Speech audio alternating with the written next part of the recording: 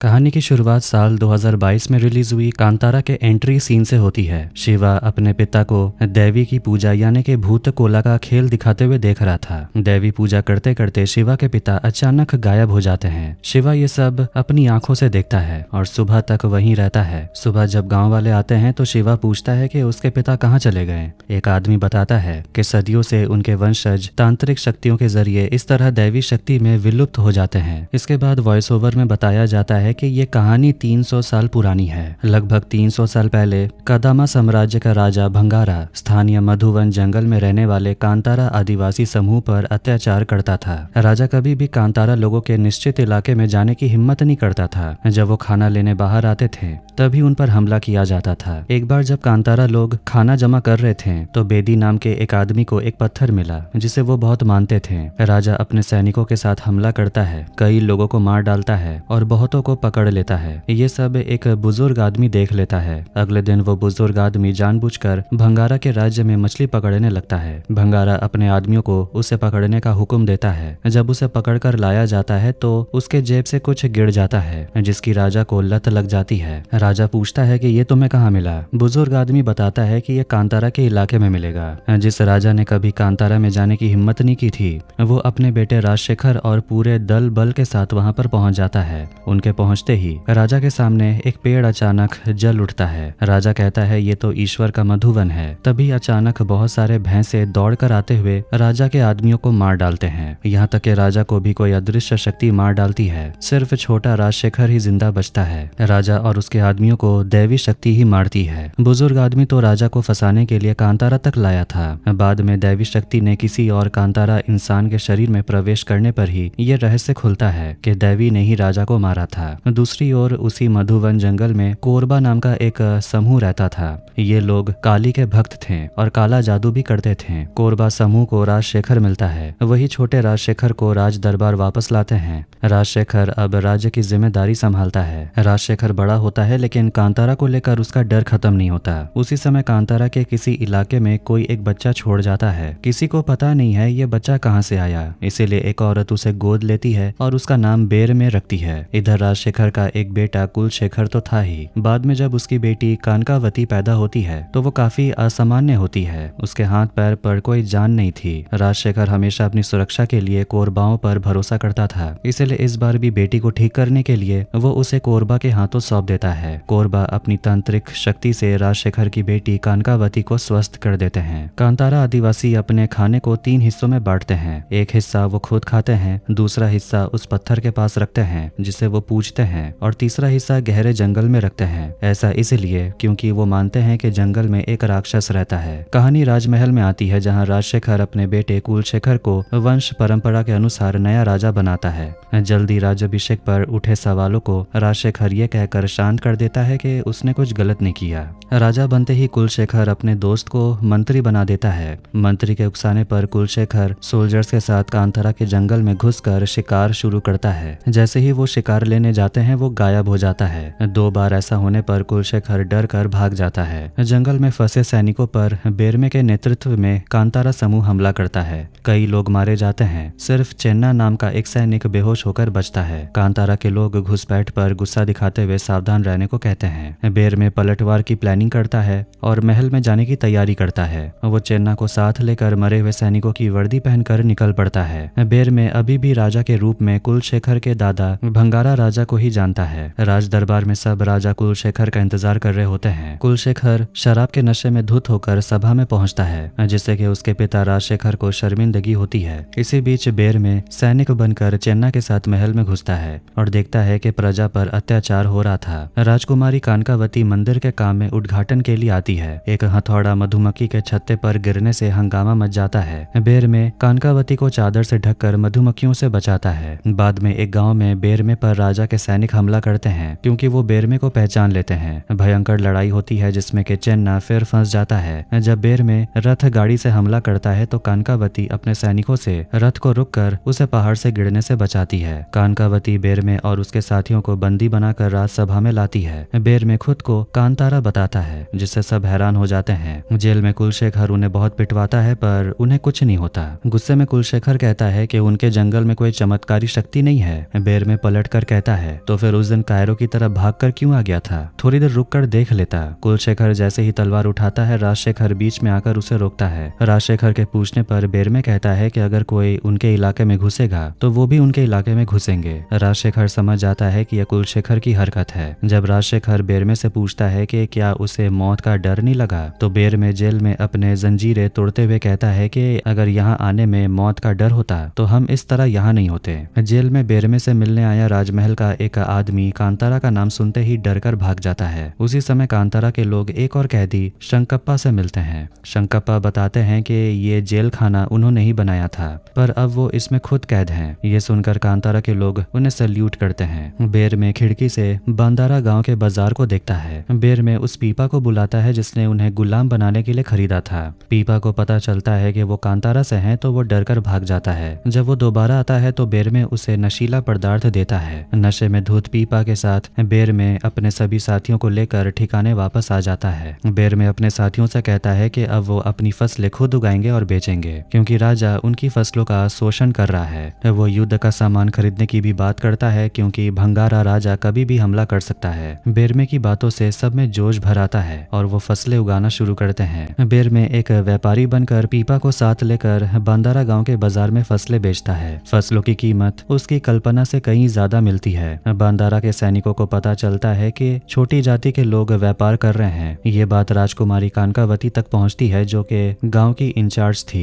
कानकावती बेरमे को बुलाती है और व्यापार की इजाजत लेने के बारे में पूछती है। बेरमे जवाब देता है कि आपके अपनी फसल बेचने के लिए परमिशन कैसी? कानकावती उसे परमिशन पत्र देती है, पर बेरमे उसे नहीं लेता। बेरमे एक महाजन से फसलें बेचकर बदले में तीर कमान मांगता है, जिस पर महाजन के लोग उसका मजाक उड़ाते हैं। तभी कानकावती का घोड़ा पागल होकर उसकी तरफ दौड़ता है, जिसे कांतारा के एक आदमी ने चोट पहुंचाई थी। बेरमे घोड़े पर चढ़कर उसे काबू करता है। कानकावती बेरमे से इम्प्रेस हो जाती है। इसके बाद बेरमे और फसलें बेचकर गुलामों को आजाद करवाता है। कानकावती उसे तलवार चलाना सिखाती है और दोनों में काफी अच्छे संबंध बन जाते हैं। एक बार तो कानकावती बेरमे को अपने कमरे में बुलाती है और कहती है कि वो उसके साथ जंगल में ईश्वर का मधुवन देखने के लिए रहना चाहती है। ये सुनकर बेरमे गुस्से में आकर वहाँ से चला जाता है। बेरमे को पता चलता है कि उनकी फसलों की मांग बहुत ज्यादा है, इसीलिए वो गहरे जंगल में और फसलें खोजने जाता है, जहाँ उसका सामना एक टाइगर से होता है। टाइगर बेरमे को देखकर अचानक बिना नुकसान पहुंचाए चला जाता है और सबको बेरमे के पीछे एक देवता का पत्थर दिखाई देता है। बेरमे टाइगर का पीछा करते हुए कोरबा समूह के ठिकाने में घुस जाता है। कोरबा उन पर हमला करते हैं। भयंकर लड़ाई शुरू हो जाती है। जब कोरबा हारने लगती है तो उनका सरदार जोर से हंसने लगता है, जिससे अजीब आवाजें आती हैं। बंदरों का झुंड कांतारा समूह पर झपटता है और कोरबा उन्हें पकड़ लेते हैं। जब एक कोरबा बेरमे को मारने जाता है तो वही टाइगर वहां पर आता है और बेरमे को बचाता है। ये टाइगर बचपन से ही बेरमे की रक्षा करता था। इस घटना से सब मानते हैं कि बेरमे कोई साधारण इंसान नहीं है। वो बच तो जाते हैं, पर कांतारा का एक आदमी मारा जाता है। वापस आने पर एक आदमी बेरमे को चेतावनी देता है कि तुमने सीमा पार करके आधा विनाश बुलाया है और अब जंगल के अंदर जाकर पूरी मुसीबत ले आए हो। बेरमे बताता है कि वो जाना नहीं चाहता था, वो टाइगर ने उसे ले गया, जिस पर सब हैरान होते हैं। तब एक वॉइस ओवर के जरिए फ्लैशबैक दिखाया जाता है। जब बेदी नदी में पत्थर मिला था तो सब उसकी पूजा करने लगे थे, तो कोरबा समूह उसी पत्थर के लालच में कांतारा के पास गया था। कोरबा तंत्र मंत्र से पहले पशु पक्षियों को अपने वश में करते हैं और फिर इंसानों को। इससे दोनों समूहों में लड़ाई शुरू हो जाती है। तब माँ पार्वती कोरबा के लीडर को खत्म करने के लिए एक टाइगर भेजती है। इसके बाद कोरबा गहरे जंगल में जाकर और ज्यादा शक्तिशाली बनने की कोशिश करते हैं। आज वही देवता शेर बेरमे को कोरबाओं के पास ले गया था। इसी बीच एक सैनिक कुलशेखर को बताता है कि कांतारा के लोग उसके बंदारा गांव में व्यापार कर रहे हैं और उसकी बहन कानकावती भी इसमें शामिल है। सैनिक कहता है कि अगर आपकी बहन ने बेरमे से शादी कर ली तो सिंहासन आपका नहीं रहेगा। ये सुनकर कुलशेखर गुस्से में पागल हो जाता है और उस सैनिक को मार डालता है। कुलशेखर जब मंत्री को गांव भेजता है, मंत्री उस मुखिया को चाबुक मारता है जिसने बेरमे की व्यापार में मदद की थी। तभी बेरमे वहां पर आकर उसे रोक देता है। बेरमे उसे और उसके सैनिकों को पीटता है और कहता है इस राज्य में कभी गरीब पैर नहीं रख सकते थे, पर अब ये राज उनका है। जब मंत्री मार खाकर कुलशेखर को सब बताता है तो कुलशेखर उसे भी मारने जाता है। तभी उसके पिता महाराजा राजशेखर आकर उसे रोकते हैं और कहते हैं मैंने तुम्हारा बहुत कर्म कांड देखा है, तुम राजा बनने के योग्य हो ही नहीं। कुलशेखर तब सबके सामने कहता है कि आपकी वजह से ही कांतारा आज इतना साहसी हुआ है। अगर मैंने उसी दिन कांतारा को खत्म कर दिया होता तो आज का दिन देखना नहीं पड़ता। वो सबके सामने अपनी बहन कानकावती को भी दोष देता है। उसी दिन कानकावती अपने भाई से बात करती है। वो कहती है कि सबके सामने पिता का अपमान करना ठीक नहीं था। कुलशेखर जवाब देता है कि ज्यादा मत बोलो, मैं तुम्हारी राजलीला भी जानता हूँ, क्या कर रही हो, क्यों कर रही हो, ये सब मुझे बताने पर मजबूर मत करो। अगले दिन खाने की मेज पर राजशेखर आने वाले भयंकर खतरों के बारे में बताता है। वो कहता है कि राज्य की भलाई के लिए कांताराओं के साथ समझौता कर लेना बेहतर है। उसी समय कुलशेखर खाने की मेज पर आता है और कहता है, ठीक है पिताजी, मैं आपकी बात मान लेता हूँ, लेकिन क्योंकि वो बांदारा गांव में घुसे थे इसीलिए मैं भी मधुवन जंगल में घुसूंगा। पिता गुस्सा दिखाते हैं लेकिन कुलशेखर अब कुछ नहीं सुनता। जब पिता की तबीयत खराब होती है तो कुलशेखर कहता है, नहीं, मैंने खाने में जहर नहीं मिलाया, आपकी हालत ऐसी है कि आप वैसे ही कमजोर हो जाएंगे। इसके बाद कुलशेखर अपने सैनिकों को पिता के सहायक को गिरफ्तार करने का आदेश देता है। कानकावती अपने भाई से कहती है कि पिताजी राज्य को बचाने के लिए क्या कुछ नहीं कर रहे हैं और तुमने ये सब क्या शुरू कर दिया। कुलशेखर कानकावती को दखल न देने की चेतावनी देता है। फिर वो बाहर आकर सैनिकों के साथ मिलता है। वो बहुत सारे सैनिकों को लेकर मधुवन जंगल में कांतारा समूह के ठिकाने की ओर रवाना होता है। जाते जाते वो कहता है कि मेरे दादा मधुवन जंगल में घुसा करते थे। वो कांताराओं को जगाने के लिए ढोल बजाता है। ढोल की आवाज सुनकर सोए हुए कांतारा लोग जाग जाते हैं और समझ जाते हैं कि संकट सामने है, इसलिए वो भी लड़ाई के लिए तैयार होते हैं। लेकिन कुलशेखर की विशाल सेना के सामने वो टिक नहीं पाते। कुलशेखर और उसके सैनिक घरों में आग लगा देते हैं और बच्चों से लेकर बूढ़ों तक सबको मारना शुरू कर देते हैं। मारते हुए कुलशेखर चिल्लाता है, कहाँ गया वन का राक्षस। जब ये निर्मम हत्या चल रही होती है तो बेरमे की माँ सबसे पहले दैवी देवता को बुलाने के लिए रीति रिवाज शुरू करती है। ये देखकर बाकी सब भी शुरू हो जाते हैं, जिसका कुलशेखर मजाक उड़ाता है। इसी बीच बेरमे को अपने लोगों पर हमले की खबर मिलती है। वो दौड़कर आता है। तभी कुलशेखर बेरमे की आंखों के सामने उसकी माँ को मार डालता है। कुलशेखर को तभी पता चलता है कि वो बेरमे की माँ थी, इसलिए वो जोर जोर से हंसने लगता है। दूसरी ओर बेरमे अपनी माँ की लाश पर रोते रोते अचानक पूरी तरह बदल जाता है। वो दैवी नृत्य शुरू कर देता है। ये देखकर कांतारा निवासी प्रणाम करते हैं क्योंकि बेरमे अब बेरमे नहीं रहा, उसके अंदर देवता प्रवेश कर चुके हैं। कुलशेखर मजाक उड़ाते हुए कहता है, नाच रहे हो, अच्छा है, जोर से नाचो। थोड़ी देर ऐसा चलने के बाद कुलशेखर अपने सैनिकों को बेरमे को मार डालने का आदेश देता है, लेकिन कोई भी सैनिक बेरमे का कुछ भी नहीं बिगाड़ पाता।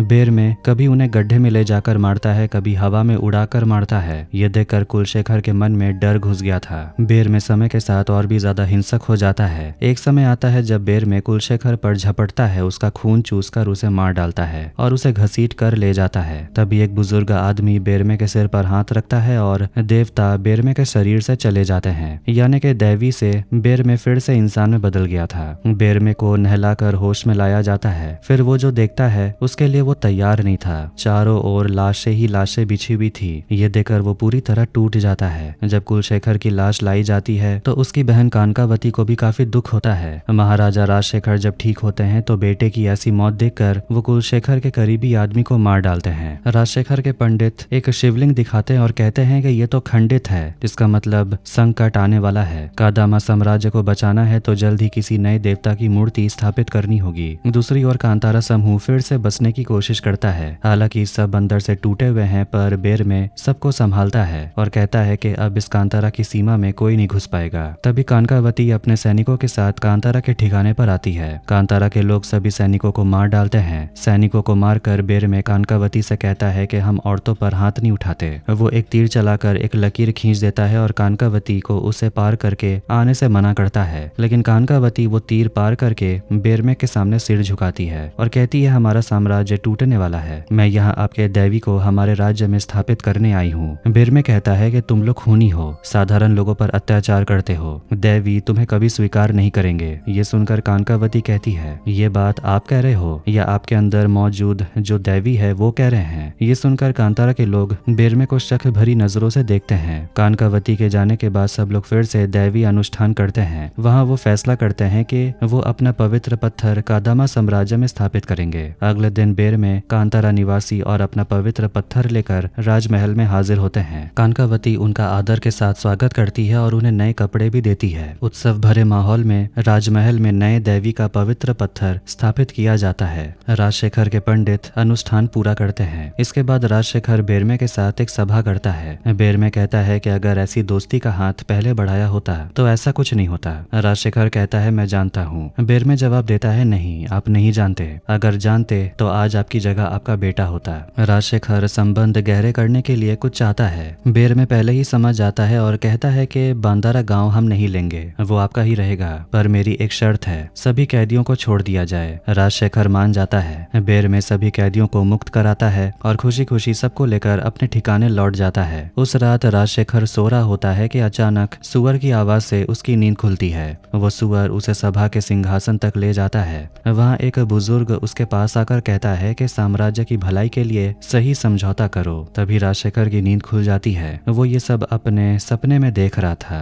उधर कांतारा में खुशी का माहौल है क्योंकि अब उनका कोई दुश्मन नहीं है। लेकिन अचानक बेर में किसी का पीछा करते हुए एक सुनसान जगह पर आता है। वहाँ उसे कोरबा समूह का एक आदमी दिखाई देता है। कोरबा का एक आदमी बेरमे पर पानी फेंकता है जिससे बेरमे की नींद खुल जाती है। बेरमे जागता है तो देखता है कि कांतारा निवासी अपने बच्चों को गोद में लिए उसके पास आए हैं। एक ही रात में सारे बच्चे मर चुके हैं, यहाँ तक कि पशु पक्षी भी मर रहे हैं। तभी कांतारा अनुष्ठान करता है और कहता है कि हमारे दैवी को बंदी बना लिया गया है। ये सब कोरबा समूह ने किया है। बेरमे समझ जाता है कि उसने सपने में ये सब क्यों देखा था। मूवी में सबसे बड़ा ट्विस्ट अब आता है। शुरुआत में हमने देखा था कि राजशेखर की बेटी कानकावती अस्वस्थ थी जिसे उसने कोरबा को दे दिया था। कोरबाओं ने कानकावती को बाद में ठीक किया था। हमने ये भी जाना कि कोरबा एक बार कांतारा पर हमला करने में विफल रहे थे, इसलिए उन्होंने एक बड़ा प्लान बनाया। इस प्लान में कानकावती भी शामिल थी। कानकावती बेरमे के पास इसीलिए आई थी ताकि वो किसी तरह कांतारा के अंदर घुस सके। पहले तो वो सफल नहीं हुई, लेकिन बाद में देवी की मूर्ति मांगने के बहाने वो आई और कांतारा निवासियों ने खुद ही देवी की मूर्ति राजशेखर को दे दी। उस पत्थर मतलब के मूर्ति के जरिए कोरबाओं ने देवी को बंदी बना लिया था। असल में अब कादामा साम्राज्य की मुखिया कानकावती है। वो असल में कोरबाओं में से एक थी।